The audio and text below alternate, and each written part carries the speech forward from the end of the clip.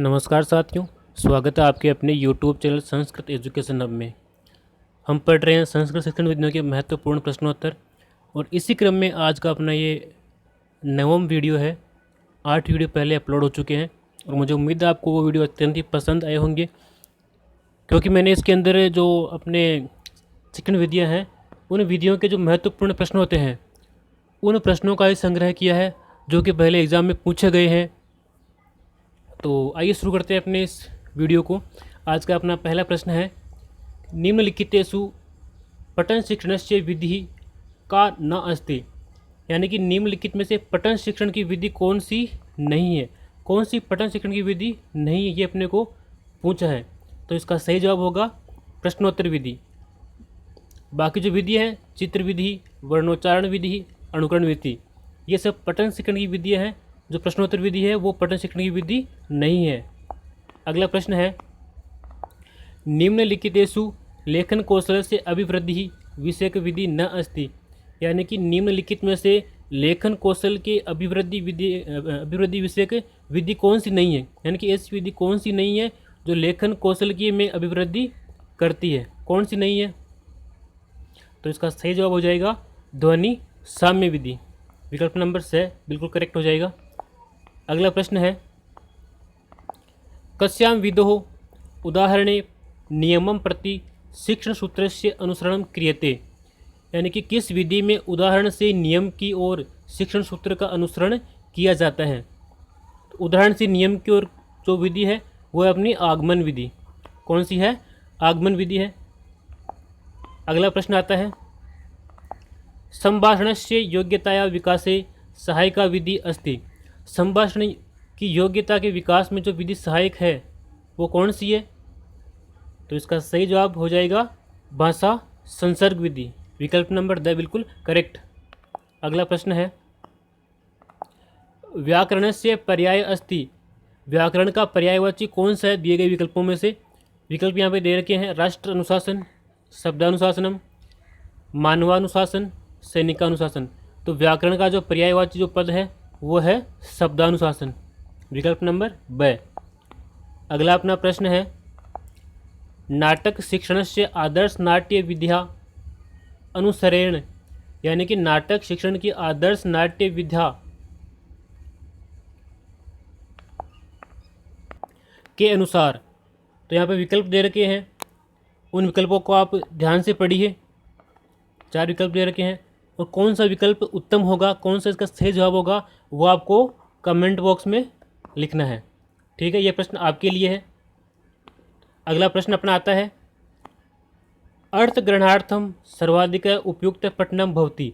अर्थ ग्रहण के लिए सर्वाधिक उपयुक्त पठन की विधि कौन सी है। अर्थ ग्रहण के लिए सर्वाधिक पठन की उपयुक्त विधि होती है, कौन सी है। अपने विकल्पों में जो दे रखे हैं विकल्प, तो सबसे अधिक अर्थ ग्रहण होता है मौन पठन से। किससे होता है? मौन पठन से, मौन वाचन से सर्वाधिक अर्थ का ग्रहण कर सकते हैं। अगला अपना प्रश्न आता है, लिखित अभिव्यक्ति कस्मिन न भवति। यानी कि दिए गए विकल्पों में से लिखित अभिव्यक्ति किस में नहीं होती है। देखिए, पत्र लेखन में होती है लिखित अभिव्यक्ति, पत्र लिखते हैं तो लिखन अभिव्यक्ति ऑलरेडी हो जाती है। निबंध लेखन में भी होती है और जीवन लेखन में भी अभिव्यक्ति होती है। तो किस में नहीं होती है? इसका सही जवाब है वाद विवाद विधि। वाद विवाद विधि में लेखन की अभिव्यक्ति नहीं होती है। अगला प्रश्न है,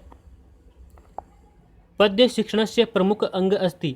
पद्य शिक्षण का प्रमुख अंग है, कौन सा अंग है पद्य शिक्षण का। तो इसका सही जवाब हो जाएगा भावबोध। पद्य का प्रमुख अंग कौन सा है? भावबोध। अगला प्रश्न है, छात्रे न क्रियते। यानी कि छात्रों के द्वारा नहीं किया जाता है। छात्र क्या नहीं करते हैं? आदर्श वाचन नहीं करते हैं, अनुकरण वाचन नहीं करते हैं, मौन वाचन नहीं करते हैं, या फिर सामूहिक वाचन नहीं करते हैं। देखिए साथियों, छात्र जो नहीं करते हैं वो है आदर्श वाचन। तो आदर्श वाचन कौन करता है? तो ये करता है शिक्षक।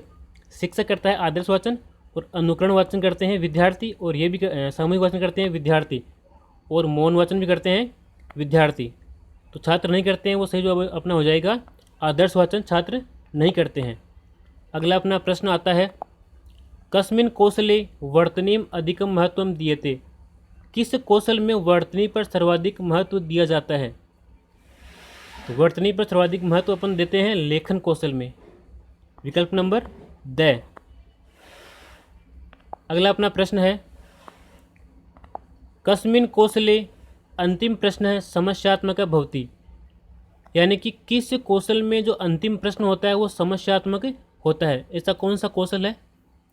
तो ऐसा अपना कौशल है प्रस्तावना कौशल। प्रस्तावना कौशल में अंतिम प्रश्न समस्यात्मक होता है। अगला प्रश्न है, निम्नलिखितेषु अनुवादस्य रूपः नास्ति, नीचे दिए गए विकल्पों में से अनुवाद का रूप कौन सा नहीं है वो अपने को बताना है। देखिए, अनुवाद के अपने रूप होते हैं अक्षरशः अनुवाद, छायानुवाद है और तथ्यानुवाद है। ये तीनों विकल्प होते हैं और कौन सा नहीं होता है तो वो है अपना विकल्प नंबर ब, संग्रंथानुवाद नहीं होता है। अगला प्रश्न है, दंडान्वयन विधो दंडः कस्य सूचक अस्ति, यानी कि दंडान्वयन विधि के अंदर जो दंड पद है वो किसका सूचक है? अर्थस्य, शब्दस्य, लघुड़स्य या वाक्यस्य? तो इसका सही जवाब हो जाएगा वाक्यस्य। जो दंड शब्द है वो किसका सूचक है? वाक्यस्य का। विकल्प नंबर द अपना सही हो जाएगा। अगला अपना प्रश्न आता है,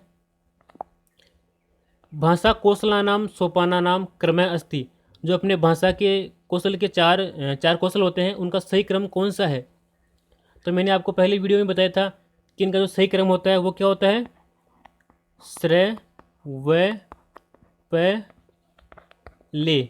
श्रय व प ले, यानी कि श्रवणम, वदनम, पठनम और लेखनम। तो ये किस विकल्प में दे रखे हैं? तो दे रखी है अपने विकल्प नंबर स में, श्रवणम, भाषणम, पठनम और लेखनम, यही क्रम होता है LSRW। ठीक है। अगला अपना प्रश्न आता है, श्यामपट्ट लेखन कौशल से घटक न अस्ति, यानी कि श्यामपट्ट लेखन के कौशल का जो घटक है वो कौन सा नहीं है वो अपने को विकल्प में से चुनना है। देखिए, शब्दानाम मध्य समुचितम स्थान, ये भी इसका घटक है, यानी शब्दों के मध्य उचित स्थान। पंक्तिनाम मध्य समुचितम स्थानम, दो पंक्तियों के मध्य उचित स्थान, ये भी इसका घटक है। अक्षराणाम उपयुक्त आकार, अक्षरों का उपयुक्त आकार, तो ये भी इसका घटक है। तो कौन सा नहीं है वो अपने को पूछा है, तो वो है अपना विकल्प नंबर द, यानी कि रुचिकर युक्ति नाम प्रयोग है। रुचिकर युक्तियों का जो प्रयोग है वो श्यामपट्ट लेखन कौशल का घटक नहीं है। अगला अपना प्रश्न है, व्याकरणस्य पाठ योजनायाम महत्व दीयते, व्याकरण की पाठ योजना में महत्व दिया जाता है। किसको महत्व देते हैं व्याकरण की पाठ योजना में? तो हम महत्व देते हैं प्रयोगम अभ्यासम च, प्रयोग और अभ्यास को महत्व देते हैं। किस में देते हैं? व्याकरण की पाठ योजना में। विकल्प नंबर अपना से करेक्ट हो जाएगा। अगला अपना प्रश्न आता है, अन्वेषण प्रधान प्रश्न कौशलस्य घटक न अस्ति, यानी कि अन्वेषण प्रधान प्रश्न कौशल का घटक कौन सा नहीं है दिए गए विकल्पों में से? तो अन्वेषण प्रधान प्रश्न कौशल घटक जो नहीं है वो है अंतरक्रिया शैली परिवर्तनम। कौन सा नहीं है? अंतरशैली क्रिया परिवर्तनम। अगला अपना प्रश्न है, पद्य पाठ योजनायाम कीदृशः प्रश्नः न भवति, पद्य पाठ योजना में कैसे प्रश्न नहीं होते हैं? यानी कि जो अपने पद्य पाठ योजना जो होती है जिसमें कविता शिक्षण आता है, तो उस पाठ योजना में किस प्रकार के प्रश्न नहीं होते हैं?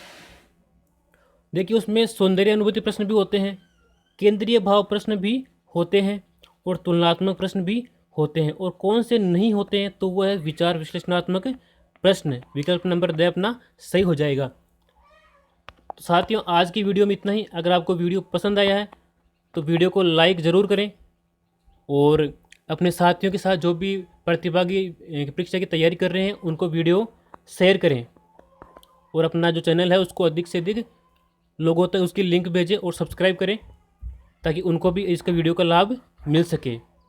जयतु भारतम, जयतु संस्कृतम।